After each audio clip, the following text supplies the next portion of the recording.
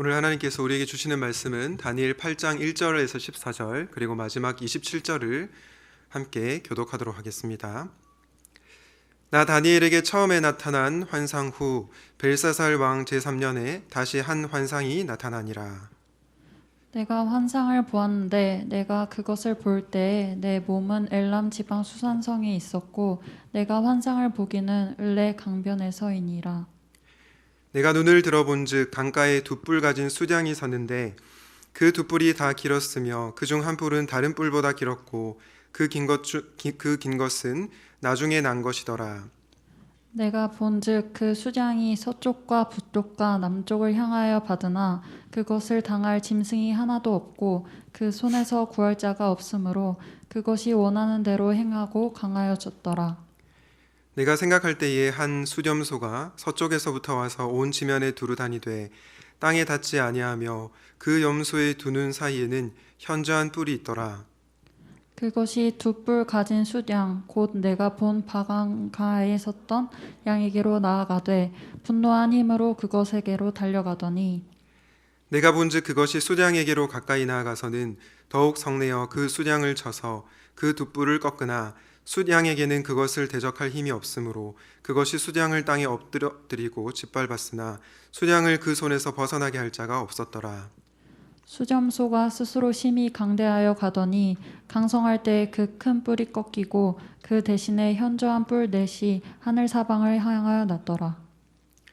그중 한 뿔에서 또 작은 뿔 하나가 나서 남쪽과 동쪽과 또 영화로운 땅을 향하여 심히 커지더니 그것이 하늘 군대에 미칠 만큼 커져서 그 군대와 별들 중에 몇을 땅에 떨어뜨리고 그것을 짓밟고 또 스스로 높아져서 군대의 주제를 대적하며 그에게 매일 드리는 제사를 없애버렸고 그의 성소를 헐었으며 그의 악으로 말미암아 백성이 매일 드리는 제사가 넘긴 바 되었고 그것이 또 진리를 땅에 던지며 자의로 행하여 행통하였더라. 내가 들은즉 한 거룩한 이가 말하더니 다른 거룩한 이가 그 말하는 이에게 묻되 환상에 나타난 바 매일 드리는 제사와 망하게 하는 죄악에 대한 일과 성소와 백성이 내준 바 되며 짓밟힐 일이 어느 때까지 이를꼬 하매 그가 내게 이르되 2300 주야까지니 그때의 성소가 정결하게 되리라 하였느니라. 27절은 같이 읽겠습니다. 이에 나 다니엘이 지쳐서 여러 날 앓다가 일어나서 왕의 일을 보았느니라. 내가 그 환상으로 말미암아 놀랐고 그 뜻을 깨닫는 사람도 없었느니라. 아멘. 오늘의 말씀은 아파도 가야 할 길입니다. 오늘 우리가 읽은 다니엘 8장은 수량과 숫염소에 관한 환상에 대한 말씀인데요. 다니엘은 이 환상을 보고 굉장히 힘들었던 것 같습니다. 왜냐하면 오늘 8장 27절 말씀에 보니 이렇게 설명하고 있습니다. 이에 나 다니엘이 지쳐서 여러 날 앓았다 라고 말하고 있습니다. 여러분, 도대체 다니엘이 본 환상이 어떤 환상이었길래 다니엘은 이렇게 지치고 또 여러 날 동안 아파했던 것이었을까요? 오늘은 다니엘 8장에 나오는 환상의 의미를 좀 설명을 드리고 이 내용을 우리의 삶 가운데 적용해 보려고 합니다. 환상의 의미를 설명하는 것이 좀 어려울 수 있겠지만 이 내용이 무엇인지를 알아야 또 적용점을 찾을 수 있기 때문에 여러분들이 주의를 집중해서 잘 들어주시면 좋겠습니다. 먼저 다니엘 8장 앞부분에 보니까 두 뿔을 가진 숫양이 등장합니다. 이 숫양이 얼마나 강한지 숫양을 당할 짐승이 하나도 없고 그 손에서 구할 자가 없더라 라고 성경은 얘기하고 있습니다. 그런데 이렇게 강력한 숫양을 꺾는 숫염소가 등장합니다. 다니엘 8장 8절을 보면요, 숫염소가 스스로 심히 강대하여져서 그 큰 뿔이 꺾였고 현저한 뿔 넷이 하늘 사방을 향해서 뻗어나갔다라고 합니다. 그리고 다니엘 8장 9절 말씀에 보면 그중 한 뿔에서 작은 뿔 하나가 나서 남쪽과 동쪽으로 뻗어나갔다라고 말씀하고 있습니다. 그런데 8장 9절에 나온 이 작은 뿔이 어떠한 일을 행하고 있습니까? 8장 10절부터 12절에 보면요, 작은 뿔이 하나님께 드리는 제사를 없애버리고 그분의 성전을 파괴했다라고 말씀하고 있습니다. 그리고 진리는 땅에 떨어졌다라고 성경은 얘기하고 있습니다. 여러분, 도대체 다니엘의 환상에 나오는 숫양과 숫, 염소는 무엇을 의미할까요? 그리고 나중에 나오는 이 작은 뿔은 무엇을 의미할까요? 다니엘 8장 후반부에서 친절하게 설명하고 있는데요. 8장 20절과 21절을 우리 같이 한번 읽어보도록 하겠습니다. 시작. 내가 본 바 두 뿔 가진 수량은 곧 메대와 바사 왕들이요 털이 마든 숫염소는 곧 헬라 왕이요 그의 두 눈 사이에 있는 큰 뿔은 곧 그 첫째 왕이요. 여러분, 수량이 누구입니까? 네, 메대와 바사 왕들. 그리고 숫염소는 누구이죠? 헬라 왕입니다. 우리가 성경을 읽을 때 굉장히 어렵게 느껴지시겠지만 이렇게 차근차근 따라가다 보면 어떤 의미인지를 알 수 있습니다. 다시 정리를 하면 숫양은 메대와 바사 왕들, 그리고 숫염소는 헬라 왕입니다. 그렇다면 나중에 나오는 작은 뿔은 어떤 존재를 의미할까요?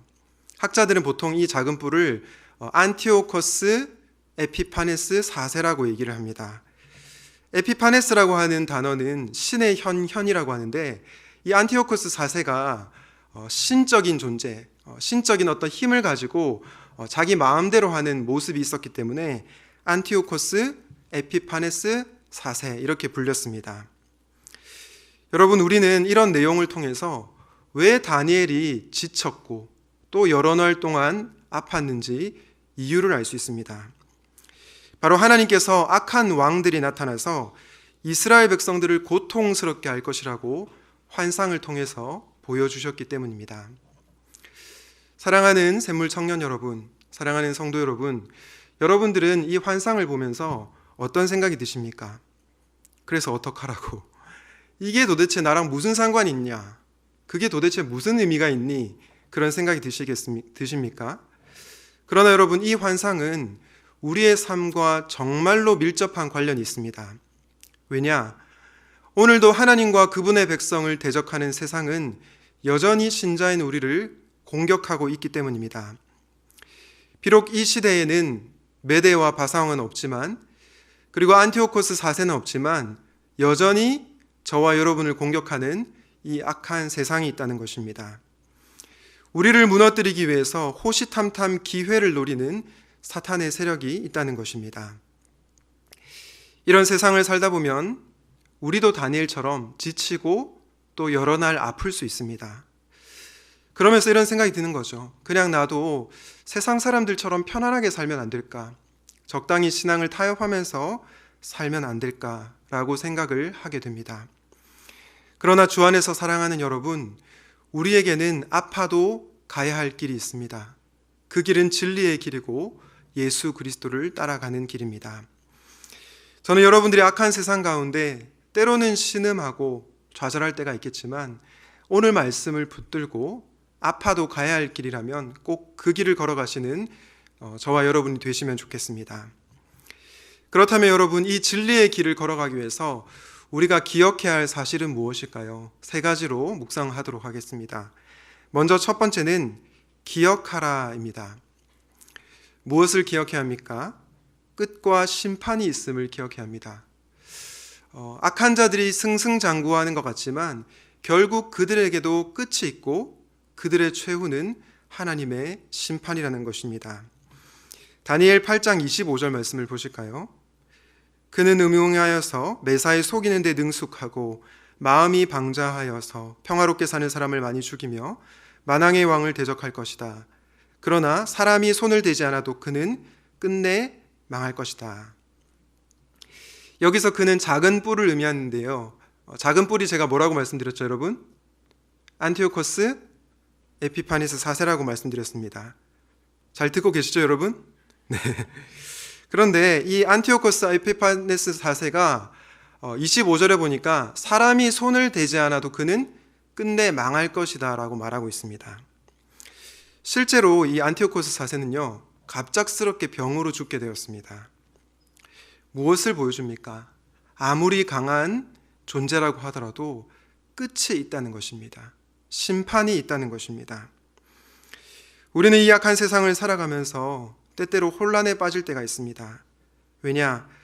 이 세상을 가만히 지켜보면요, 악인이 승승장구하는 것 같고 의롭게 살아가는 사람들은 더 어려운 일을 당하는 것 같기 때문입니다. 정의와 공의를 행하는 사람보다 불법과 편의를 행하는 사람들이 훨씬 더 풍요롭게 살아가는 것들을 보게 됩니다. 이런 현실을 마주하면서 우리는 회의에 빠지게 됩니다. 내가 굳이 신실하게 살아갈 필요가 있을까? 그냥 나도 적당히 세상과 타협하면서 세상의 길을 걸어가면 안 될까? 이런 생각이 들 때가 있다는 것입니다. 그냥 나도 눈 한번 딱 감고 정말 악한 길을 걸어가서 나도 평안하고 형통한 길을 걸어가면 좋겠다. 이런 생각이 들 때도 있다는 것입니다. 그러나 여러분, 우리는 잘 알고 있습니다. 아무리 악한 자가 이 세상에서 떵떵거리고 산다고 하더라도 결국 그들의 최후는 비참하다는 것을 알고 있습니다. 그들이 천년만년 힘과 권세와 모든 것을 누릴 것 같지만 결국 그들의 최후는 심판입니다. 그러므로 우리는 아프고 힘들더라도 악인의 길이 아니라 의인의 길을 걸어가야 합니다. 시편 73편은 아삽이 지은 시인데요. 이 시를 보면 아삽의 아주 솔직한 마음을 느낄 수 있습니다. 뭐라고 고백하는가 하니까 하나님은 마음이 정직하고 정결한 사람에게 선을 베푸시지만 나는 그 확신을 잃어버리고 넘어질 뻔했다. 그리고 믿음을 버리고 미끄러질 뻔했다라고 얘기하고 있습니다. 여러분, 그 이유가 무엇입니까? 시편 73편 12절에 나와 있는데요. 이렇게 말씀합니다. 그런데 놀랍게도 그들은 모두가 악인인데도 신세가 언제나 편하고 재산은 늘어만 가는구나. 여러분, 아삽이 시험 들 뻔한 이유가 무엇입니까? 믿음을 잃어버릴 뻔한 이유가 무엇입니까? 악인의 신세가 언제나 편하고 악인들의 재산이 점점 늘어나기 때문입니다. 그래서 시험이 든 겁니다.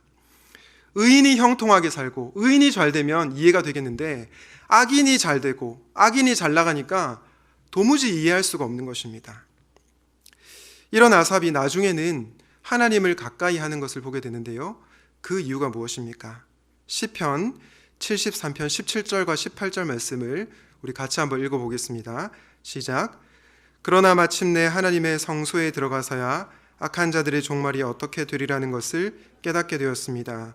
주님께서 그들을 미끄러운 곳에 세우시며 거기에서 넘어져서 멸망에 이르게 하십니다. 이 시편 73편의 저자인 아삽이 처음에는 시험 당할 뻔하다가 나중에 회복되는 이유가 무엇입니까? 악인들의 끝이 좋지 않다는 것을 성소에서 깨달았기 때문입니다. 하나님께서는 반드시 악인을 심판하신다는 것을 보았기 때문입니다. 그렇기 때문에 그는 다시 진리의 길을 걸어갈 수 있었던 것입니다. 신자답게 살기 위해서 몸부림쳤던 사랑하는 청년 여러분, 지난 한 주 정말 많이 수고하셨습니다. 그런데 혹시 내 주변에 있는 악인이 잘 되고 의인이 안 되는 모습을 보면서 낙심한 분들이 계십니까? 그렇다면 기억하십시오. 반드시 끝이 있습니다. 그리고 반드시 악한 자의 최후는 심판입니다. 악인의 최후는 심판이라는 것을 기억하시고 아파도 악인의 길이 아니라 의인의 길을 걸어가는 사랑하는 모든 청년들과 성도님들 되시기를 주님의 이름으로 축복합니다. 악한 세상에서 진리의 길을 걷기 위해서 끝이 있음을 기억하고 심판이 있음을 기억하라 말씀을 전했습니다. 그런데 여러분, 사실 우리가 이것을 모르는 것은 아니죠. 너무나 잘 알고 있습니다. 문제가 무엇입니까? 결국 최후에 가서는 악인들이 심판을 받을 것이지만 적어도 지금 현재 내가 살아가고 있는 지금 이 시점에서는 뭔가 악인들은 잘 되고 의인들은 정말 삶이 꼬이는 것처럼 보이기 때문입니다. 그렇기 때문에 진리의 길을 우리가 걷기 위해서 두 번째로 중요한 것이 있는데요. 그것은 바로 솔직하라입니다. 악한 세상에서 힘들게 살아가면서 신자인 우리는 하나님 앞에 늘 솔직해야 합니다. 저는 이것을 정직한 기도라고 부르고 싶습니다. 교회 생활을 오래 하신 분들 중에 착한 아이 컴플렉스가 있습니다. 그게 뭐냐면 우리 믿는 사람은 절대로 불평해서는 안 된다. 탄식해서도 안 된다. 찬양과 감사만 해야 한다라고 하는 이 착한 아이 컴플렉스를 가진 그런 분들이 있습니다. 그런데 여러분, 저는 이런 모습이 결코 건강한 모습이라고 생각하지 않습니다. 물론 우리는 데살로니가전서의 말씀에 나오는 것처럼 항상 기뻐하고 범사에 감사해야 합니다. 그러나 이 말이 우리가 정말로 힘든 현실 속에서 슬퍼해서는 안 된다, 그리고 정말로 이해가 되지 않는 현실 속에서 하나님 앞에 질문해서는 안 된다, 그런 의미가 아닙니다. 왜냐? 예언서들을 보면요, 예언자들은 하나님 앞에 탄식하고 절규했습니다. 시편의 기록들을 보면요, 하나님 앞에 울고 불고 절규하는 모습이 나타납니다. 오늘 본문에도 이런 부분을 유추할 수 있는 내용이 나오는데요, 다니엘 8장 13절을 한번 보겠습니다. 내가 들으니 어떤 거룩한 천사가 말하는데 또 다른 거룩한 천사가 먼저 말한 그 거룩한 천사에게 물었다. 환상 속에서 본 이 일들이 언제까지나 계속될까? 언제까지나 계속해서 매일 드리는 제사가 폐지되고 파멸을 불러올 반역이 자행되고 성소를 빼앗기고 백성이 짓밟힐까? 여러분, 이 13절에서 어떤 부분이 중요할까요? 저는 이 일들이 언제까지나 계속될까? 이 부분이 중요하다고 생각합니다. 한 천사가 다른 천사에게 하나님의 백성이 핍박받는 기간이 언제까지입니까? 라고 진솔하게 묻고 있는 것입니다. 그런데 저는 이 말이 천사의 말이지만 다니엘의 심정을 반영한 말이라고 생각합니다. 다니엘은 분명히 하나님께서 그분의 백성을 회복시킬 거라는 말씀을 알고 있었습니다. 그러나 힘든 현실 가운데 다니엘은 하나님 앞에 질문했습니다. 도대체 이 힘든 현실이 언제까지 지속됩니까? 언제까지 내가 인내해야 합니까? 이런 질문을 하나님 앞에 분명히 했을 것입니다. 고단한 현실을 이기기 위해서 하나님 앞에 그의 감정을 솔직하게 털어놓는 그런 기도의 시간이 있었다는 것입니다. 그런 과정을 통해서 다니엘은 아파도 가야 할 길을 꿋꿋하게 걸어갔던 것입니다. 여러분, 요즘에 샘통 300일 잘하고 계십니까? 네, 대답이 없으시군요. 네, 샘통 300일 잘하고 계시죠? 지난주에 우리가 읽어야 될 본문이 어디인지 아십니까? 네, 욥기였습니다. 그런데 욥기 말씀을 보면요, 이렇게까지 기도해도 되나라는 생각이 드는 그런 내용들이 나오는 것을 보게 됩니다. 욥기 13장 22절부터 24절인데요. 제가 한번 읽어보겠습니다. 하나님께서 먼저 말씀하시면 내가 대답하겠습니다. 그렇지 않으시면 내가 먼저 말씀드리게 해주시고 주님께서 내게 대답해 주십시오. 내가 지은 죄가 무엇입니까? 내가 무슨 잘못을 저질렀습니까? 내가 어떤 범죄에 연루되어 있습니까? 어찌하여 주님께서 나를 피하십니까? 어찌하여 주님께서 나를 원수로 여기십니까? 여러분, 여기서 욥의 어떤 정서가 느껴지십니까? 저는 욥의 서운한 마음, 욥의 섭섭함이 느껴졌습니다. 도대체 제가 무엇을 그렇게 잘못했길래 주님은 나를 원수처럼 여기십니까? 라고 자신의 감정을 있는 그대로 토로하고 있는 걸 보게 됩니다. 저는 이 욥기 말씀을 읽으면서 우리 하나님 정말 좋으신 분이다 라는 생각이 들었습니다. 왜냐? 하나님은 이런 기도도 들어주시니까요.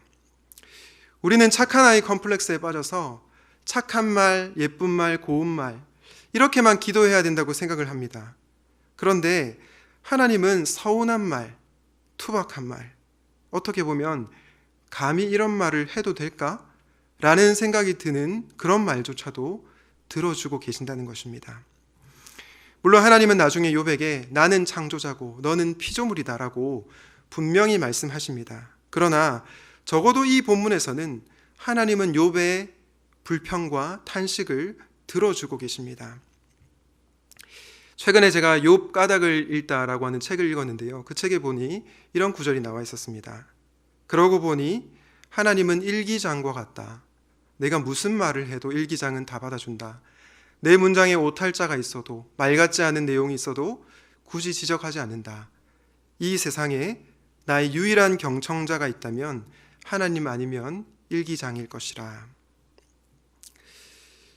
여러분들이 개인적으로 소장하고 있는 다이어리나 일기장에 여러분의 모든 감정을 다 적지 않습니까? 그런데 왜 여러분의 일기장에는 여러분의 감정을 다 적으면서 왜 하나님께는 그렇게 기도하지 않습니까? 저는 우리의 기도가 조금 더 솔직해지면 좋겠습니다. 누군가에게 보이기 위해서 기도하는 것이 아니라 정말로 정직하게 있는 모습 그대로 그분께로 나아가면 좋겠습니다. 최근에 저는 하나님 앞에 최대한 솔직하게 기도하려고 합니다. 예를 들어서 예전에는 이렇게 기도했던 것 같습니다. 하나님, 제가 이 어려움을 뚫고 갈 수 있도록 도와주십시오. 저는 괜찮습니다. 이렇게 기도했다면 요즘은 하나님 정말 힘듭니다. 정말 되는 것이 하나도 없습니다. 어떻게 해야 될지 답을 모르겠습니다. 정말 힘듭니다. 이런 기도도 가끔씩 하곤 합니다. 그런데 여러분, 놀라운 것은 뭐냐면요, 이렇게 기도하니까 기도가 즐겁더라고요. 그리고 또 놀라운 사실은 이렇게 기도한 후에는 이상하게 저에게 힘이 생기는 것을 느끼게 됩니다. 그리고 다시 제대로 살아갈 용기가 생기게 됩니다. 사랑하는 여러분, 욥이 우리에게 모델이 되는 이유는 그가 하나님 앞에 정직한 기도를 드렸기 때문입니다. 누군가에게 보이기 위해서 혹은 누군가가 시켜서 기도하는 것이 아니라 있는 모습 그대로 우리 하나님 앞에 나아갔던 것입니다. 여러분에게는 어떤 아픔이 있습니까? 그것이 개인적인 문제이든 아니면 사회 구조적인 문제이든 그 아픔을 하나님께 솔직하게 토로할 수 있기를 바랍니다. 중요한 것은요, 기도하는 것입니다. 하나님 앞에 솔직하게 나아감으로 진리의 길을 끝까지 걸어가는 사랑하는 성도님들 되시기를 주님의 이름으로 축원드립니다. 악한 세상에서 진리의 길을 걷는 데 필요한 것은 끝과 심판이 있음을 기억하는 것이었고 하나님 앞에 솔직하라 였습니다. 마지막으로 다니엘 8장 27절 말씀에 근거해서 일상을 살아내라 라는 권면을 드리고 싶습니다.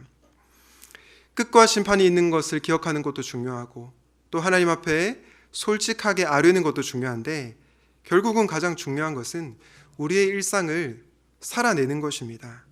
아파도 가야 할 길이라면 뚜벅뚜벅 그 길을 걸어가는 것입니다. 다니엘을 보면요, 감당하기 힘든 환상을 보고 나서 정말 아프고 힘들었지만 다시 일상으로 복귀해서 그의 일상을 충실하게 살아가는 것을 보게 됩니다. 다니엘 8장 27절을 보면 알 수 있는데요, 우리 다 같이 한번 읽어보도록 하겠습니다. 시작. 그때 나 다니엘은 몹시 지쳐서 여러 날 동안을 앓았다. 얼마 뒤에 일어나서 왕이 맡긴 일을 계속하였으나 내가 본 그 환상 때문에 나는 몹시 놀랐고 그 뜻을 이해하지 못하였다. 여러분, 제가 강조하고 싶은 부분이 어딜까요? 얼마 뒤에 일어나서 왕이 맡긴 일을 계속하였다라는 것입니다. 여러분, 저는 여기서 다니엘의 영성이 드러난다고 생각합니다. 그는 어떤 사람입니까? 정말 감당하기 어려운 그 환상을 보고 지쳤습니다. 그리고 여러 날 아팠습니다. 그런데 그 다음 날 출근했습니다. 그리고 일상을 살아냈습니다. 여러분, 다니엘은요, 자신이 살아야 할 일상을 충실하게 살아낸 사람이었습니다. 환상을 보고 현실에서 도피하거나 외면했던 사람이 아니라 다시 그의 일상으로 돌아가 주어진 역할을 했던 사람이었습니다. 주일 예배 따로, 주중의 삶 따로가 아니라 주일과 주중이 통합된 그런 사람이었습니다. 저는 여러분들이 이 다니엘의 모습을 본마다 현실 가운데서도 주어진 일상을 충실하게 살아내시면 좋겠습니다. 여러분, 혹시 슬기로운 의사생활 아십니까? 저는 보지는 못했지만 인터넷으로 본 드라마 내용 중에 공감되는 부분이 있어서 여러분들과 나누려고 합니다. 사진을 한번 보여주실까요? 왼쪽 사진에 보면 나 의사 안 해 라고 하고 있고 밑에 사진에 보면 1년만 더 해보자 이런 내용이 나오죠.